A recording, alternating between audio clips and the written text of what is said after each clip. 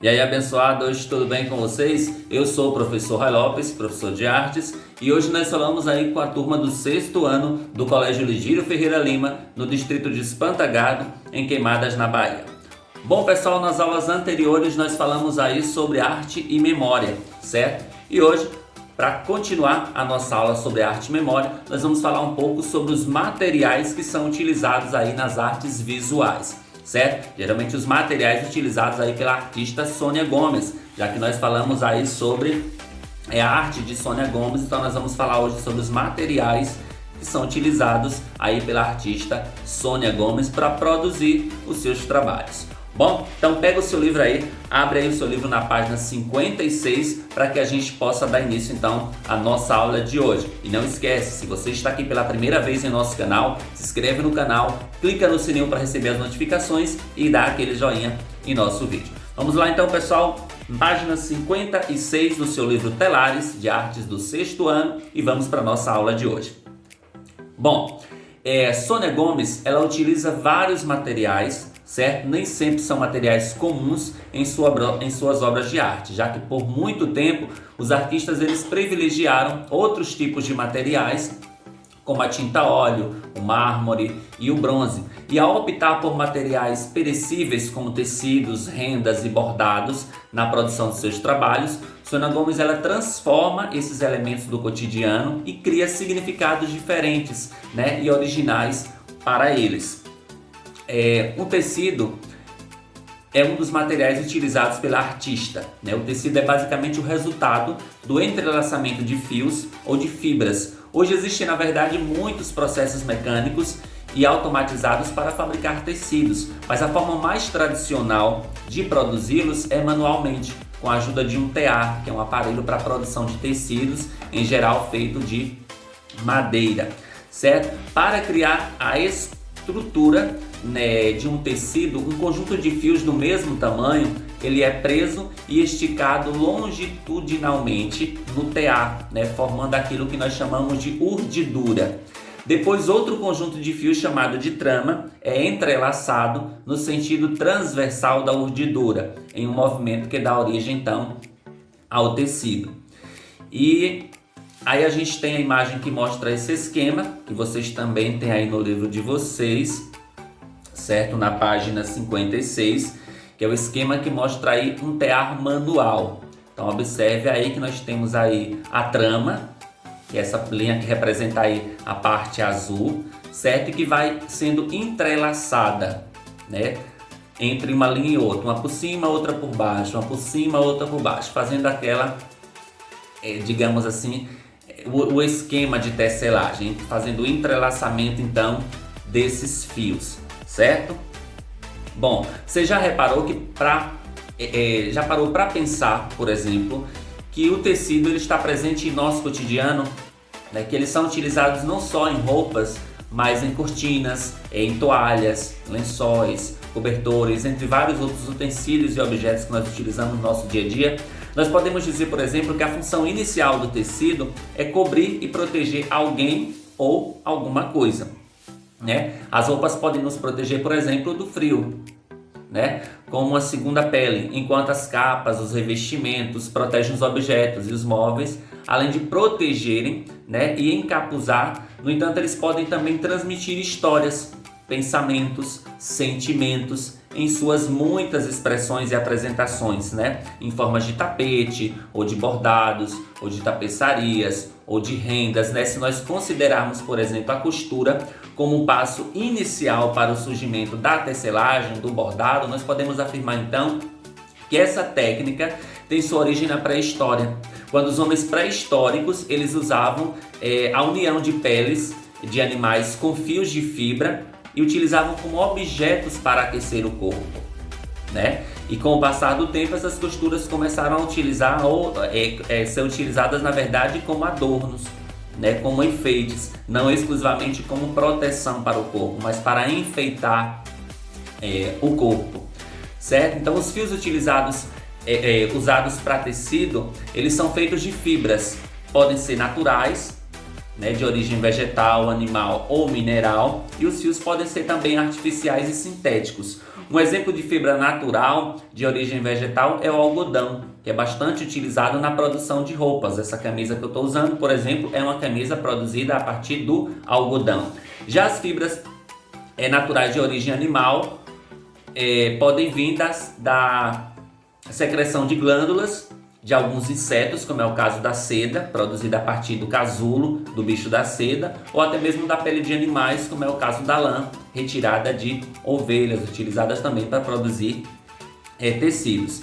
As fibras naturais minerais, por sua vez, elas podem vir de matérias-primas, como o carbono e o amianto. O amianto é proibido em muitos países, porque já foi comprovado que ele pode causar diversas doenças às pessoas que trabalham com esse tipo de produto. O amianto é uma fibra mineral que tem propriedades impressionantes, né? Eles se destacam, na verdade, porque é um material resistente a altas temperaturas, tem boa qualidade isolante, flexibilidade, uma durabilidade também muito grande, né? Resistência ao ataque de ácidos. Só que nos dias de hoje, essa matéria-prima ela já foi proibida em mais de 50 países, inclusive aqui no Brasil, porque já foi comprovado que ela tem partículas que podem causar o câncer. E aí a gente lembra que quando a gente fala do amianto, a gente está se referindo, por exemplo, a um material que é produzido telha de eternite, que é muito comum algumas pessoas terem em casa. Só que na maioria das residências, dos prédios, exemplo, existiam algumas escolas no passado que as telhas eram de eternite. E aí essas telhas foram substituídas por telhas de cerâmica ou colocou forro para diminuir, de certa forma, o impacto que essas fibras podem provocar para a nossa saúde. Então, em contato direto ou indireto com o pó, ou até mesmo os raios solares batendo ali naquela telha, ela vai destruir, vai de certa forma gerar algumas partículas que podem ser prejudiciais para a nossa saúde. Por esse motivo, o amianto ele é proibido o uso dele em mais de 50 países. Então, ele é utilizado em sua maioria para produzir telhas de eternite, essas caixas d'água também, algumas caixas d'água de antigamente. Hoje é muito difícil a gente ver caixa d'água de amianto, né, com esse material que é feita a telha de eternite, mas é comum que ainda exista uma ou outra perdida por aí ainda, caixa d'água produzida com esse material, que não é mais utilizado, que não é mais produzido, justamente porque produzem substâncias que podem causar o câncer, certo? Mas enfim, aí a gente tem uma imagem aí de uma artesã trabalhando aí com lã em tear manual durante o festival aí de Festival Revelando aí em São Paulo, em Valinhos, no ano de 2015. Então vocês observam aí um tear manual, todo produzido de madeira, onde está teando ali com a lã, né, de ovelha, fabricando os fios que depois vão ser transportados a partir de um tear mecânico ou manual mesmo, vão ser transformados em tecidos. Bom, as fibras artificiais, como por exemplo a viscose e o acetato, são produzidos em laboratório, né, com matérias-primas naturais, como celulose, que é extraída da madeira, enquanto as fibras sintéticas, como o poliéster, eles são elaborados com derivados de petróleo. Então existem algumas roupas, alguns tecidos que são produzidos com a matéria-prima do petróleo. A exemplo do poliéster, que é essa camisa que a gente usa geralmente quando a gente vai para algum bloco, a gente compra alguma camisa de bloco, que é esse material mais parece nylon, ele é produzido com o derivado do petróleo, certo? Então, para transformar a fibra em linha, é preciso fiá-la, ou seja, tecê-la aos poucos até transformar em um fio, ok? Bom, aí nós temos uma outra imagem aí mostrando um artesão usando uma roca, que é um tipo de máquina de fiar manual, em que existe um pedal que ajuda aí a torcer a fibra até ir produzindo aí, de certa forma, os fios que vão produzir mais tarde o tecido. Bom, a renda, né, é um outro material utilizado aí por Sônia Gomes em seus trabalhos, em suas composições. A renda é um tipo de tecido fino e delicado que se caracteriza pelos desenhos formados por sua trama, mais aberta, cheia de pequenos furos. Tradicionalmente as rendas são produzidas manualmente, né, com diversas técnicas e diferentes ferramentas. Aí nós temos um exemplo aí da renda de Nyanduti, né, que é uma renda do povo indígena Guarani, produzida, uma técnica, na verdade, produzida pelos povos Guaranis, né? A renda Nayandute, ela é criada pelos indígenas Guaranis, né, do Paraguai, e é produzida com linha e agulha de costura a partir de um pequeno tear circular, certo? Seu nome é Nandute, vem da palavra Guarani, que significa teia de aranha, né, em referência aos desenhos formados por nós e pelo entrelaçamento dos fios que se assemelha com uma teia de aranha. E aqui nós temos uma outra produção de renda Renascença, né, de João Pessoa, na Paraíba, em 2014. Outro tipo de renda produzido com linha e agulha é justamente essa renda aí, que é a renda Renascença. No Brasil existem vários pontos de produção de renda Renascença, um dos mais famosos é da região aí do Cariri, na Paraíba. Nesse território aí, formado pelos municípios de Monteiro e Camalau, cerca de 20% da população feminina ela trabalha com a produção e a comercialização de renda, então ela tem uma importância muito grande para a economia da localidade. Algumas das agulhas,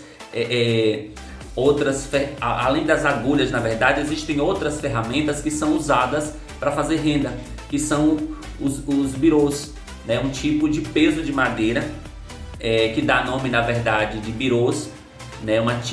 Típico da região de Florianópolis, aí em Santa Catarina, mas que estão presentes em outras regiões litorâneas do Brasil, né? A renda de birôs também é confeccionada sobre almofadas chamadas de rebolo, né? Vocês têm essa imagem aí que mostra então a confecção de bilô no Rio Grande do Norte, aí no ano de 2012, certo? Então a linha ela é enrolada nesses pesos de madeira e eles vão sendo manuseados de um lado para o outro até formar a peça. É feito um desenho também em um pedaço de papel. Esse desenho é feito, observem que aí vocês observam um papel pardo aí, e desse papel pardo está o desenho que vai ser realizado. Existem alguns pontinhos aí que vão identificando o entrelaçamento, e eles só vão manipulando aí esses pesos de madeira, fazendo a produção então da renda de birôs, certo?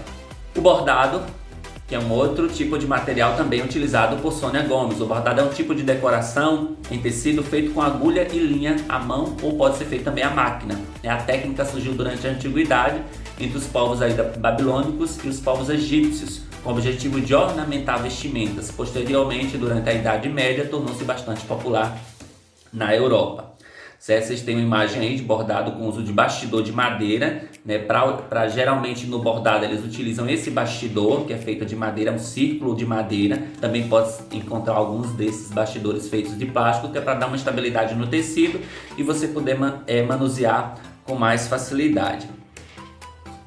No bordado manual, usa-se então esse bastidor, né, que é essa espécie de moldura de madeira, ou como eu já falei, de plástico, né, para deixar o tecido esticado e depois criar a imagem que se quer bordar. Eles usam linhas, agulhas para criar pontos que vão sendo costurados e preenchidos, formando então com isso o desenho.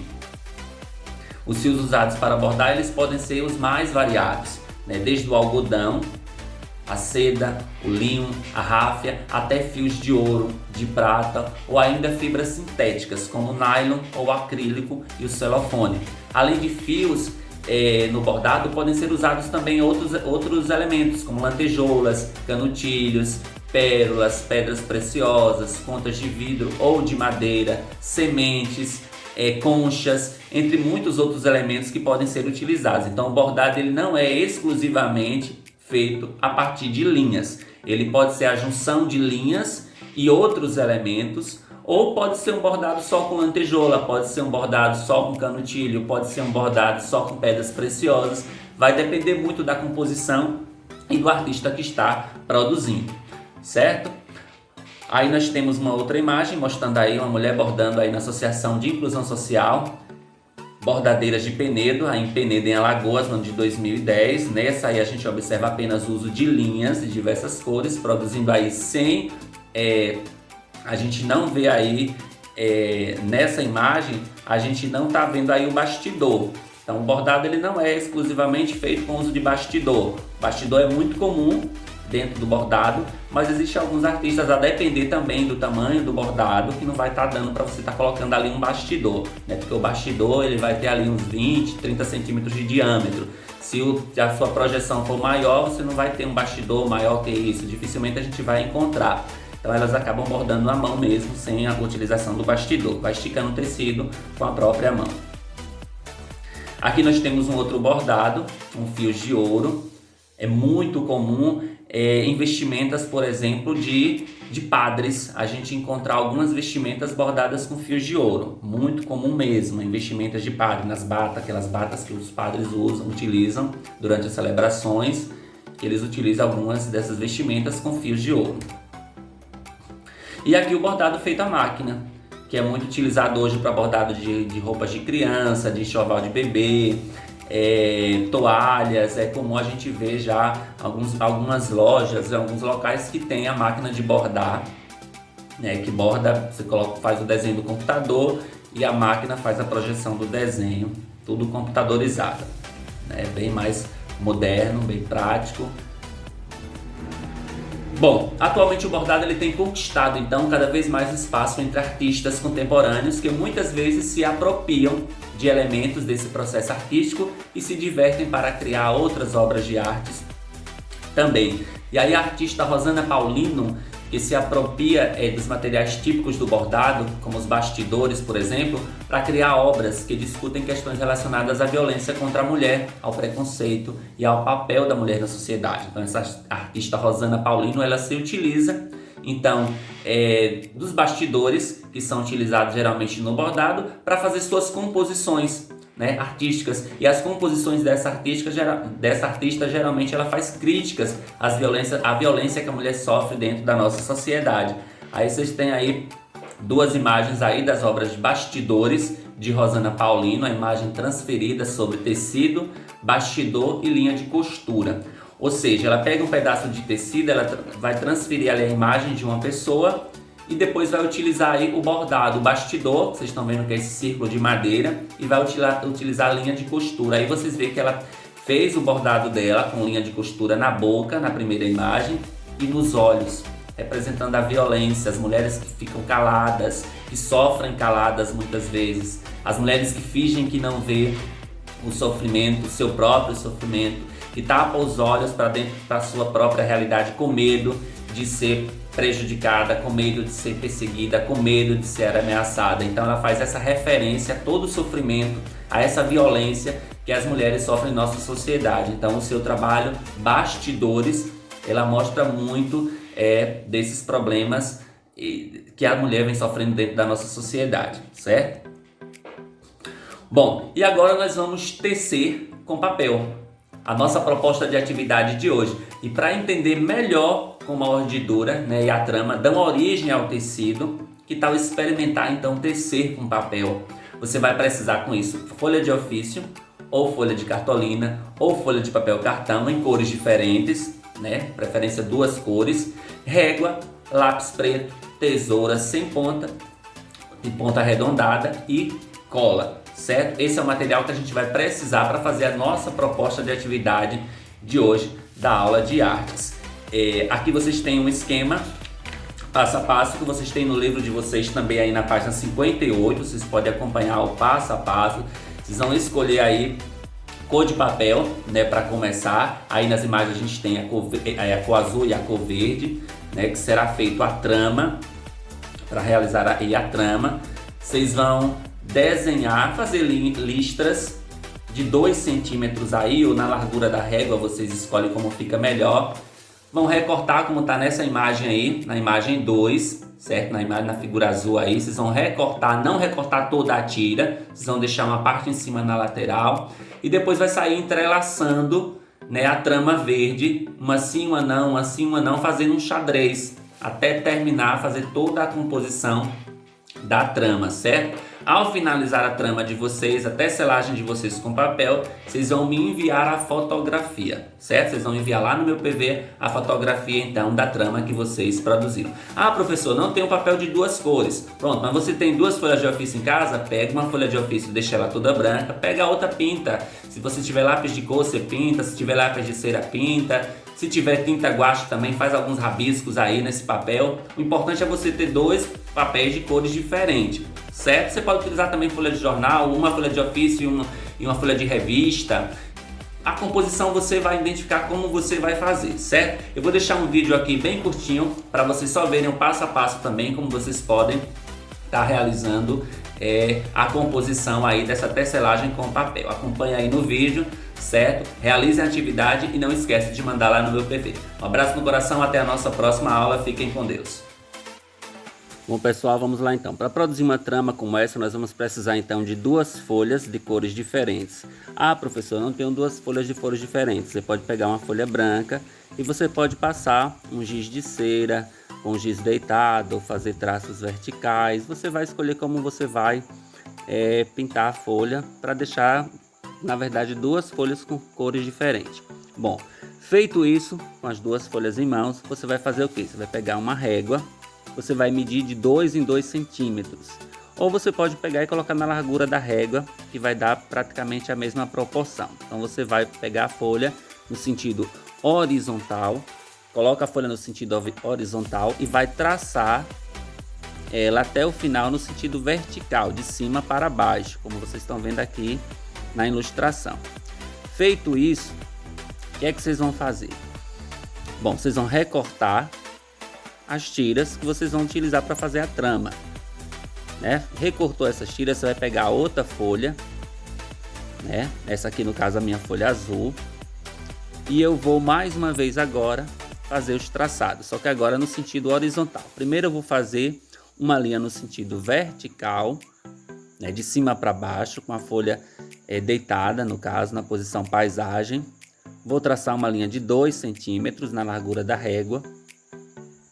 E logo em seguida eu vou fazer as linhas no sentido agora horizontal, né? Com a folha deitada, certo? Vou traçar também de 2 em 2 centímetros. E vou recortar, não vou recortar a folha toda, soltando as tiras. Eu vou deixar como se fosse uma franjinha, estão vendo aqui? Pronto, feito isso, o que é que a gente vai começar a fazer agora? Vai começar a fazer a trama, né? Nós vamos então interlaçar a fita colorida que eu já tinha recortado anteriormente, passando uma por cima e outra por baixo, ok? Então vamos ver como vai ficar aqui mais ou menos como vocês vão passar. Primeiro a gente vai colocar a folha, vai levantar uma das partes, vai colocar, observem que nessa demonstração aqui, essa folha laranja que eu pintei de laranja, ela vai ficar a primeira parte dela por cima, então na segunda ela já passa por baixo, aí eu já vou primeira por cima, segunda por baixo, terceira por cima, quarta ela vai ficar por baixo. E assim eu vou fazer até o final. Sempre deixando uma por cima e uma por baixo. Mesma coisa eu vou fazer na sequência. Só que na segunda fileira, se eu comecei com laranja, agora o laranja vai ficar por baixo. Então observem que agora ela vai ficar por baixo. Que é o que vai dar então a ideia desse interlaçamento da trançagem, certo? É como se eu estivesse tecendo aí um fio por cima do outro. Nesse caso aí, a tira de papel. Vou fazer a mesma coisa até embaixo com todas as tiras. Observem. Pronto, vou fazer isso até o final, até eu terminar todas as folhas, vai ficar a trama nesse sentido. E o que é que eu vou fazer aqui? Eu vou colar, dobrar essas pontinhas, ou vou colar para que elas não soltem. Certo? Então vou passar uma cola depois no final nas pontas, posso estar dobrando se sobrou algum pedacinho, dobrar todas as pontas, colar para que elas não venham a soltar. E aí a nossa trama ela vai estar prontinha, certo?